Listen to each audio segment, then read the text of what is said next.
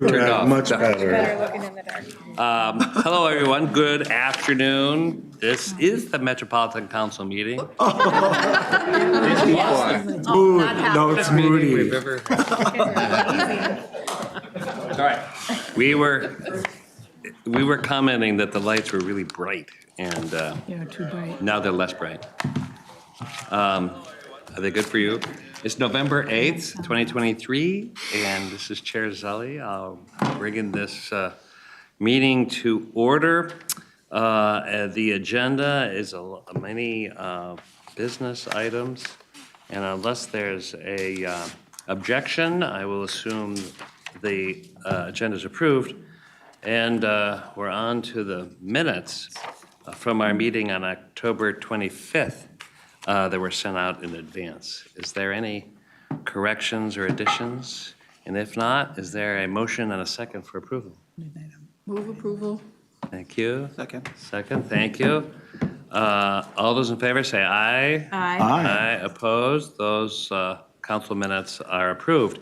Now we're at the point of our meeting where we invite interested persons to address the council on matters not on the agenda. And usually people sign up in advance, and there's nobody who signed up in advance. Okay, so we'll move on to the consent business agenda. Is there a motion and a second for the consent business items? So moved. Thank you. Second? Second. Thank you. Any discussion, questions? All right, hearing none. All those in favor say aye. Aye. Aye, opposed? All right, the consent business items have been approved. We're on to our non-consent reports from the standing committees. And first, the Community Development, Councilmember Lindgren.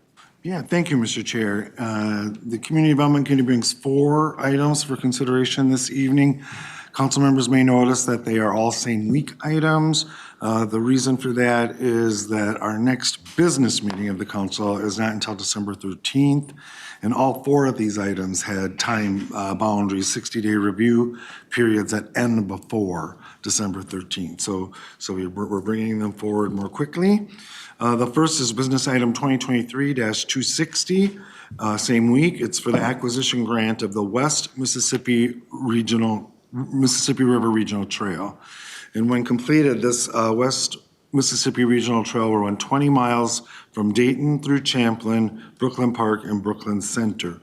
The southern 10 miles of the trail are already built and open to the public. This subject property for acquisition is located in the Dayton segment of the trail, which will have connections to the Medicine Lake and Diamond Lake Regional Trails, along with many local parks.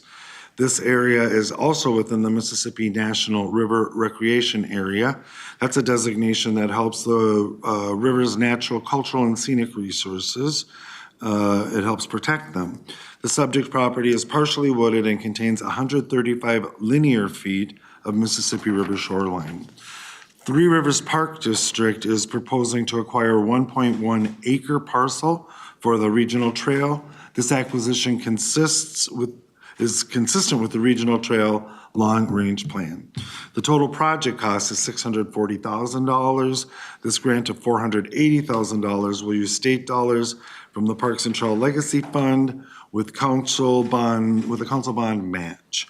The county will contribute the required 25% local match. So, Mr. Chair, I move that the Metropolitan Council approve a grant of up to $480,000 to the Three Rivers Park District to acquire a 1.1 acre parcel located at 16590 Dayton River Road in Dayton, Minnesota for the West Mississippi River Regional Trail, and also that we authorize the Community Development Director to execute the grant agreement and restrictive covenant on behalf of the council. Second. Thank you, thank you. Any discussion? Councilmember Wolf. Thank you, Mr. Chair. I have requested more detail for this stretch of the trail because, you know, it's been chosen as a trail corridor, not as a linear park. And so I've been asking for more detail on which parcels they're planning on inquiring in their entirety rather than just doing a trail. Because buying 132 feet for $500,000 is not kind of our usual standard for trails. I totally understand why they want to put a trail along the Mississippi, but if it's going to end up being a linear park rather than a trail, meaning acquiring basically all of those parcels along there, I think it should go through the process to be approved as a regional park rather than a trail. So I'm going to vote for this today, but having had 2 of these in the last month or so without getting an answer to my inquiry, I will not be voting in favor of any further acquisitions until I get more information on what exactly they want to do with that corridor. All right, thank you. Duly noted. Any other comments? All right, hearing none. All those in favor, say aye. Aye. Aye, opposed? Councilmember Lilligren. Thank you, Mr. Chair. The next business item is 2023-261, same week. It's to approve Ramsey County's Battle Creek Regional Park Long Range Plan.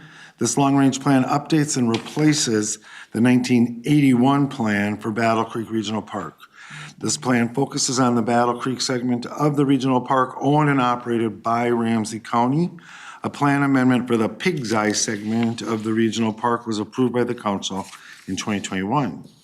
This plan formalizes plans for long-term acquisition, which would add approximately 662 acres to the existing 1,891 acres for a future total of 2,553 acres. Some of the major amenities proposed included a multi-session trailhead and nature center, 3 new trailhead locations, waterworks redevelopment, and nearly 10 miles of additional trails. Input from underrepresented community members influenced the plan's development. The total cost estimated associated with the long-range plan is $89,602,945. Mr. Chair, I move that the Metropolitan Council approve Ramsey County's Battle Creek Regional Park Long Range Plan and require that Ramsey County, prior to initiating any development of the regional park, to send preliminary plans to the Environmental Services Assistant Manager at the Metropolitan Council's Environmental Services Division. Thank you. Is there a second? Second. All right, any discussion? Councilman Pacheco. I was just interested to note that adding fishing by Mr. Carp was very appropriate over there. The Carp was a staff member for Ramsey County Parks. His career was. Oh, he's here. Councilmember Wolf. It's not a Thank you, fishing Mr. story. Chair. I just wanted to, I'm again going to vote for this, but I just wanted to note that the report of how the meeting went didn't fully tell what my concerns were in the discussion. There is a substantial amount of residential property that is being added to the boundaries of the park that has existing homes on it. And we did have a rather long discussion with Ramsey County staff about the importance of preserving the good houses, because it costs a lot more to build new houses than it does to maintain the ones that we have. So there's that sort of tension between the different roles of the council in this project. And it's well supported by that neighborhood that stands to be at least partially acquired. So I did vote in favor of it, but just wanted to note that there is a lot of housing that could potentially be purchased and torn down as a part of this plan. All right, thanks for the comments. We'll make sure that these minutes accurately reflect those concerns. Any other Thank you, Mr. Chair. I appreciate Councilmember Wolf bringing that up. There was a long and robust conversation about this at the Community Development Committee, and Mr. Carp was present to talk about the county's plans of how they will acquire them, that there'll be sort of voluntary acquisitions until they're not, I guess, but that's who they're working with primarily. And so, yeah, so it did pass with unanimous support on the committee, but it was a good conversation. Thanks. Any other comments? All right, hearing none, all those in favor say aye. Aye. Opposed? All right, that motion carried. Councilmember Lilligren. Yeah, thank you, Mr. Chair. The next business item is 2023-265, same week, to authorize the amendment to the City of Victoria's comprehensive plan. This proposed comprehensive plan amendment adds 1.05 acres of low-density residential, removes 8 acres of high-density residential, relocates the existing downtown mixed use, and reduces the downtown mixed use by 5 acres. The proposed changes accommodate the development of 147 units of senior housing and 2 single-family units.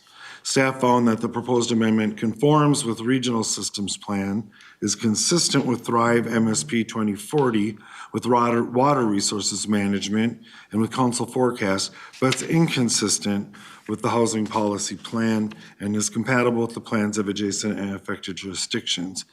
Mr. Chair, I move that the Metropolitan Council adopt the attached review record and take the following actions. First, authorize the City of Victoria to place its comprehensive plan amendment into effect. Second, find that the amendment does not change the city's forecasts. Third, find that the amendment renders the city's comprehensive plan inconsistent with the council's housing policy, and that the city is therefore ineligible to participate in Livable Communities Act programs, and advise the city to be consistent with the council housing policy. The city needs to re-guide additional acres expected for development in the 2021 to 2030 decade to a land use with a minimum density of 12 units per acre to accommodate a minimum of 118 additional units, and also to implement the advisory comments in the review record for transportation and wastewater. Thank you. Is there a second? Second. Thank you. Any comments, questions? I see council is looking for, Ricky. Mr. Chair, really quick, the actual business item states that the city is ineligible to receive grant funds from the Livable Communities Act programs. Right. I believe you said to participate in the programs, and I want to make sure that you're voting on the language that you want. So I don't know, staff, if, I assume it's the receive grant funds language? Ineligible to receive grant funds. All right, with that amendment, Right, thank you. And, right, the actual action is therefore ineligible to receive grant funds from the Livable Communities Act. The thank you. script said something just slightly different. Good call. Mr. Chair, Yes. if you're ineligible to participate, you would be ineligible to receive grants, but yes. Both are true. All right, with that. I think Mr. we- Chair, if I Yes, may, just there was a lot of discussion in Community Development Committee just overall this one. for the action. Did Director Barajas want to be recognized? Welcome, Thank you, Mr. Director Chair. Brown. I just wanted to offer the difference between eligibility to participate and eligibility to receive grant funds. Ineligibility to participate is even to apply. So you can't make application, we won't award you for anything. Ineligibility to receive grant funds means you can still apply, you can still receive awards, you just can't draw on those awards until you've rectified the inconsistency. Okay. So I apologize for the error in your talking points, but the business item is what we intended. Thank you, and thank you for the clarification.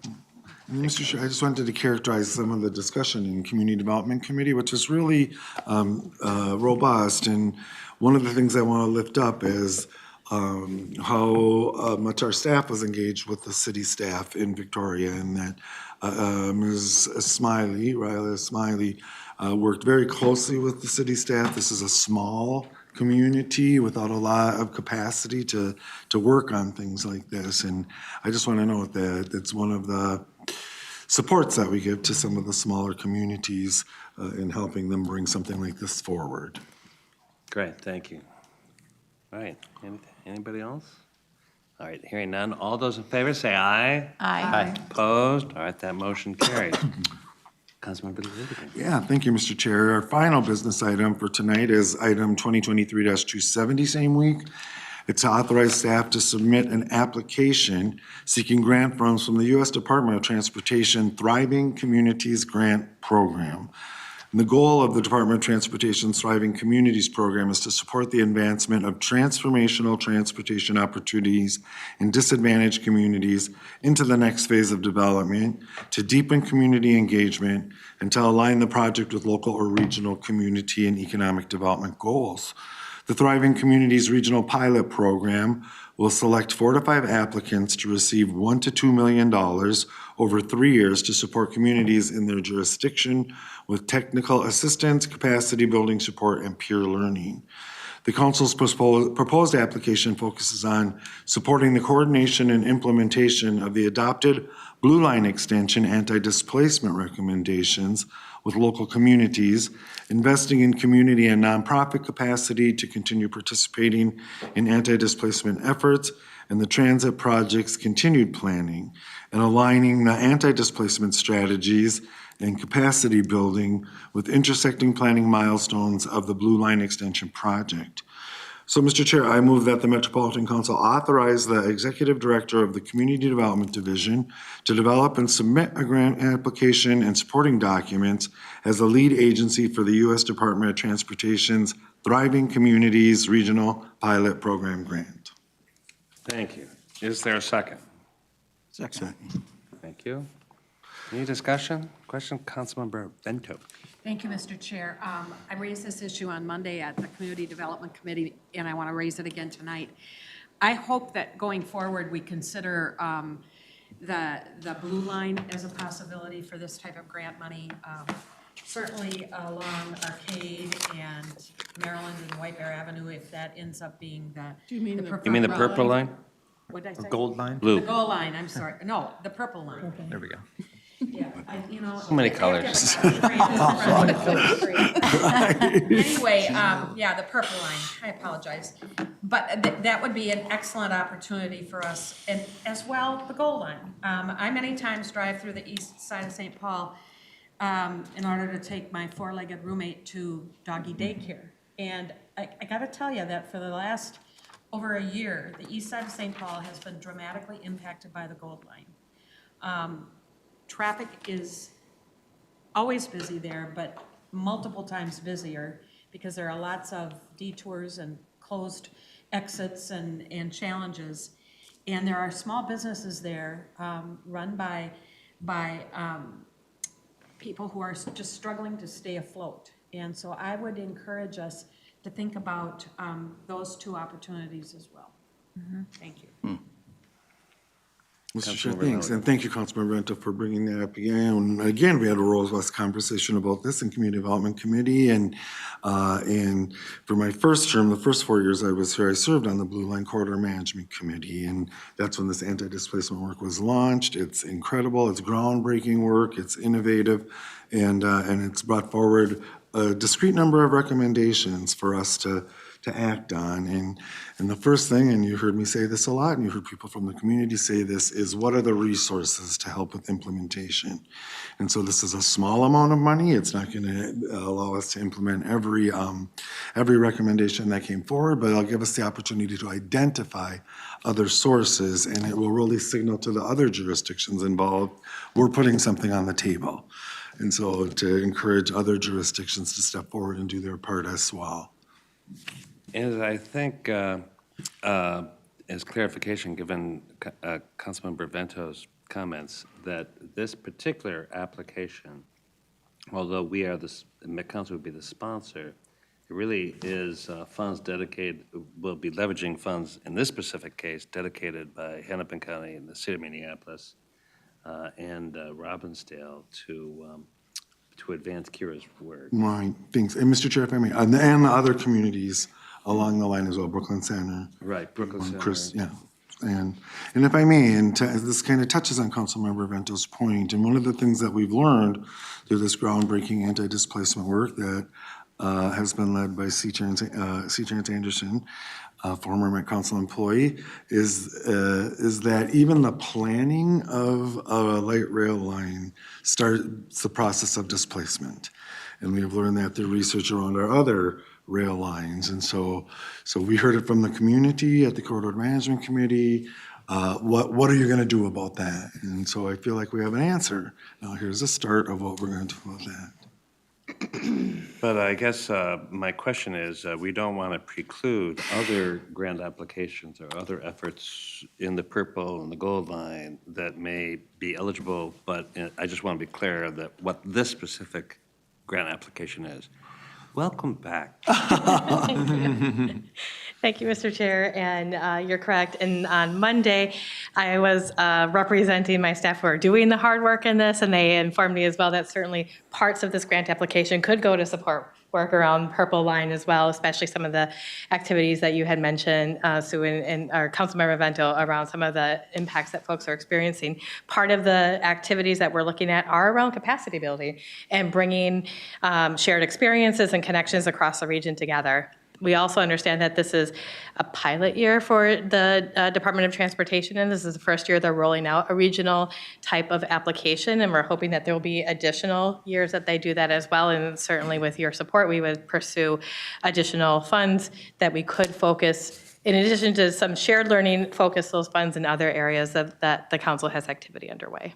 Thank you. That really is helpful, and it makes me feel better about Councilmember Ventos, which I really take your comments to heart. Is that consistent with what you're saying? Yes, Mr. Chair, I'm going to vote in favor of this, but I just want to note that it's beginning to feel as though every time there's a pilot project or an opportunity, it lands in Hennepin County. It lands on either it lands on the blue line, and the rest of the region pays for it.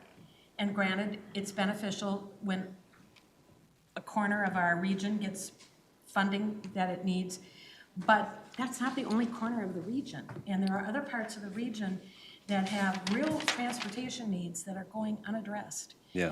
Councilmember Cedarberg and I had a conversation, was that yesterday or this morning? I can't remember. And about issues in her district, parts of my former district.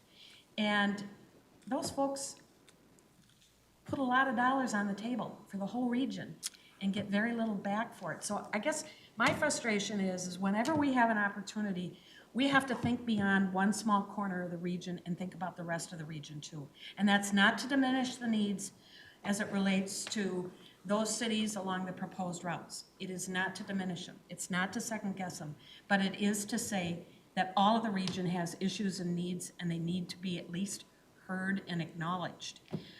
If not funded, but certainly we got to talk about it. Thank you. Thank you. Great point. Councilmember Dolkar, you've been very patient. Thank you, Mr. Chair. I'll repeat myself, something that came up in the committee. I think my 2 points are, one, I think it's really critical that we partner with the community groups who are part of the working group and completely understand the capacity the government needs, local government needs, Met Council needs, but so do the community groups who've been working very diligently on the recommendations. That's my first one.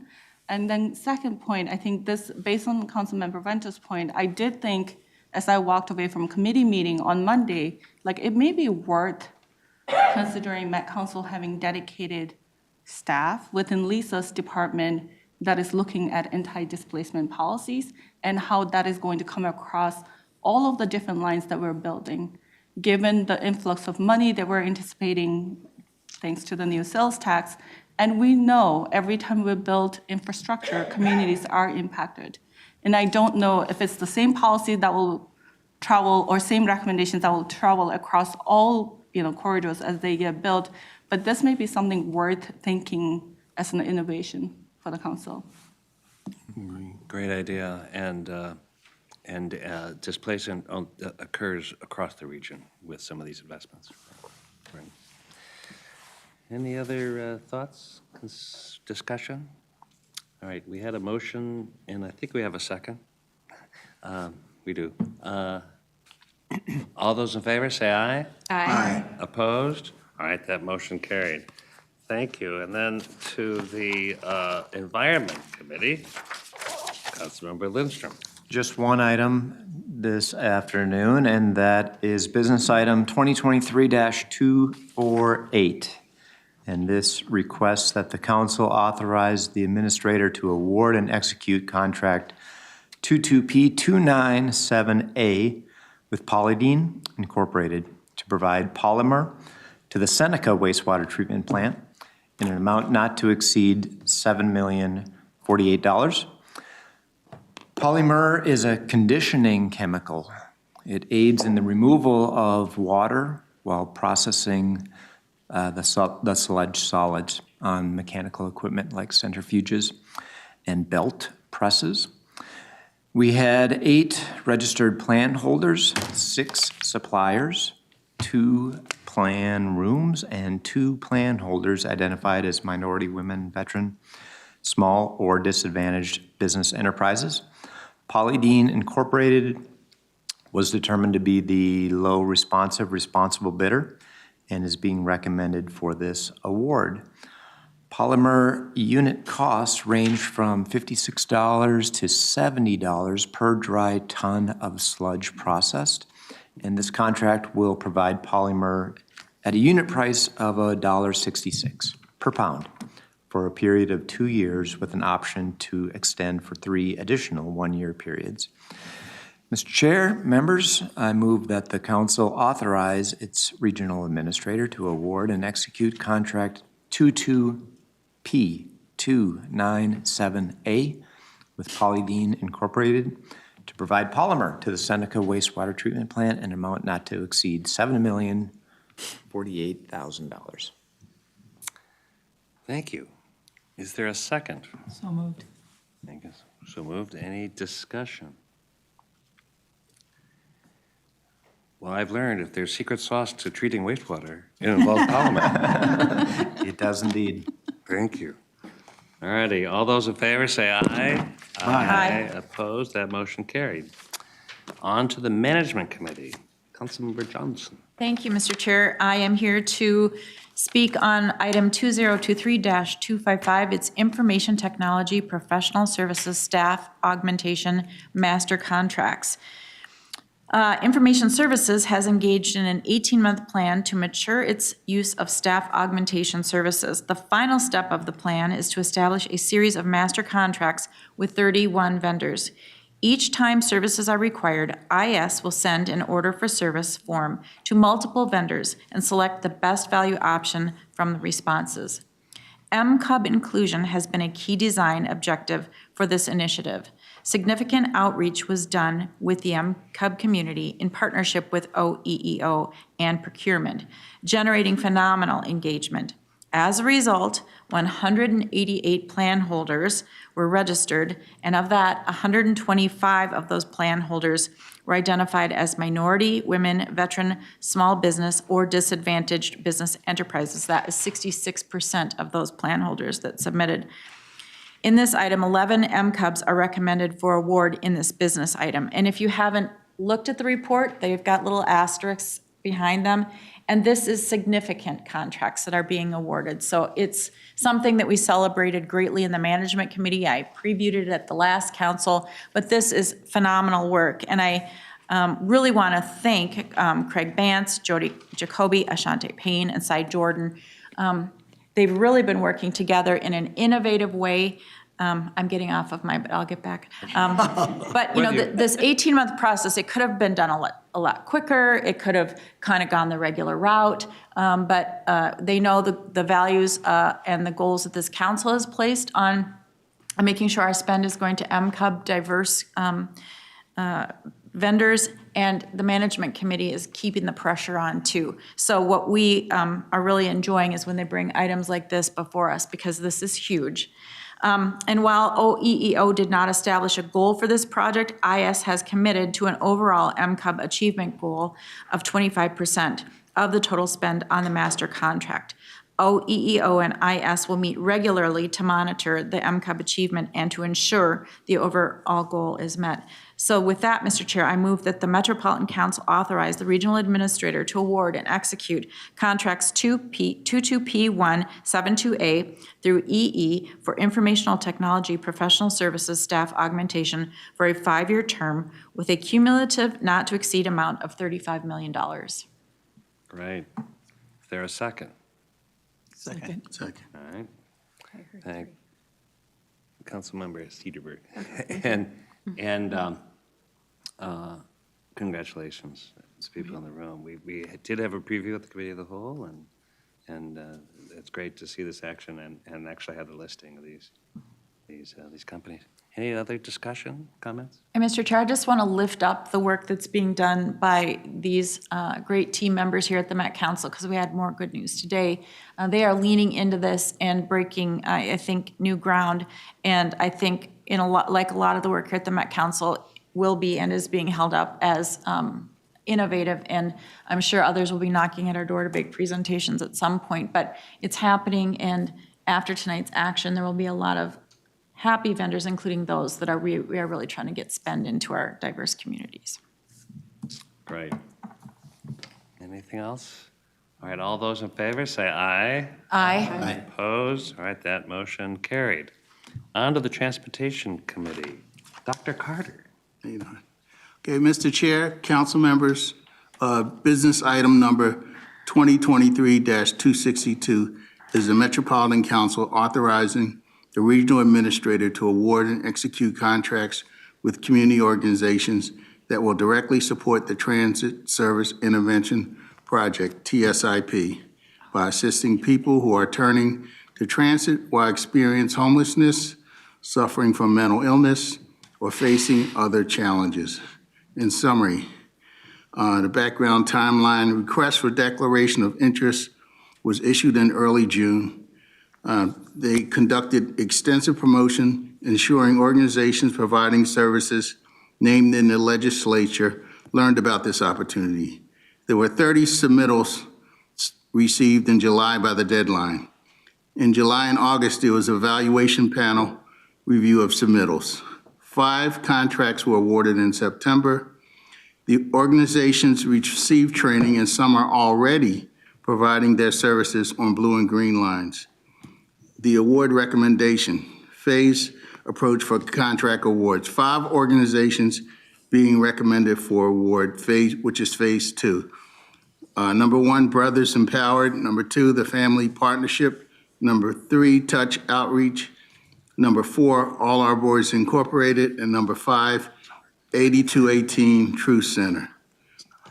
$633,000 of the $2 million appropriated from Transportation Omnibus Bill for TSIP.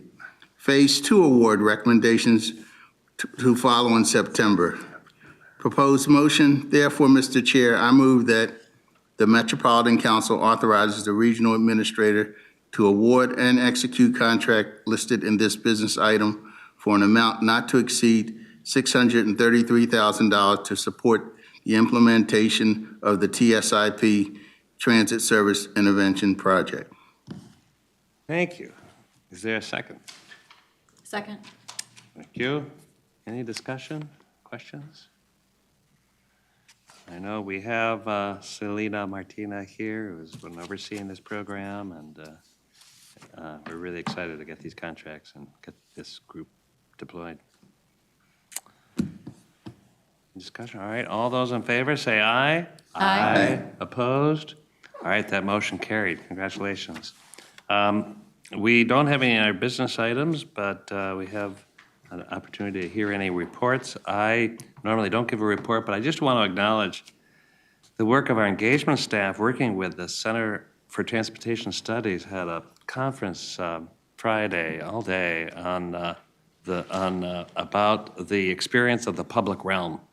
Not just about safety, but it's how to be kind of welcoming and for our customers, for our employees in spaces, not just light rail, but platforms. And it really goes farther into libraries, public plazas. It's a really interesting conversation, and it's really an honor that we were engaged with that. And of course,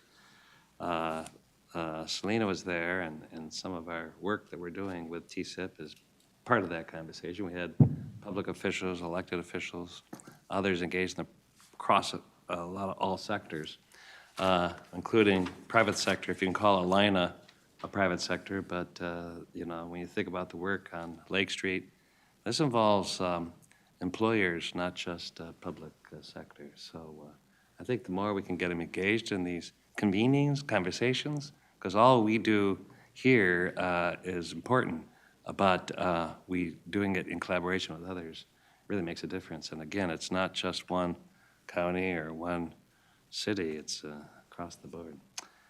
With that, and does anyone else have anything they'd like to share? Dr. Carter. Just like to say thank you to all the veterans on the Metro Council, the ones who've served.